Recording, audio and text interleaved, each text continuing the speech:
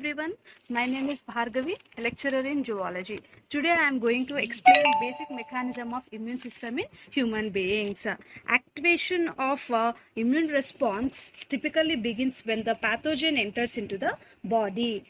Macrophages that encounters the pathogen ingest and process and displays the antigen fragments on their cell surfaces.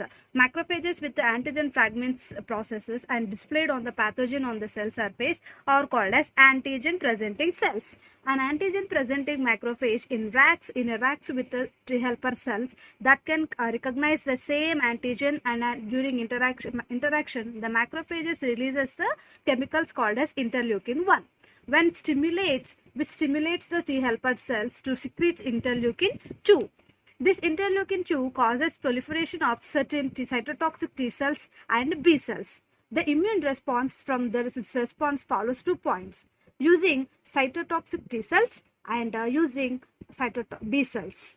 Normal cells of the body that become infected can also digest same pathogens and display antigen fragments on their surfaces. The body makes millions of the different types of cytotoxic T cells. Each type is able to recognize particular antigen. The cytotoxic T cells that are capable of recognizing the antigen displayed on the surfaces of infected cell bind to the infected cells and produces chemicals that kills the infected cells. This, after the infected cells involves in the destruction of infected pathogens, B cells also come in millions of different types of each, able to recognize a particular antigen.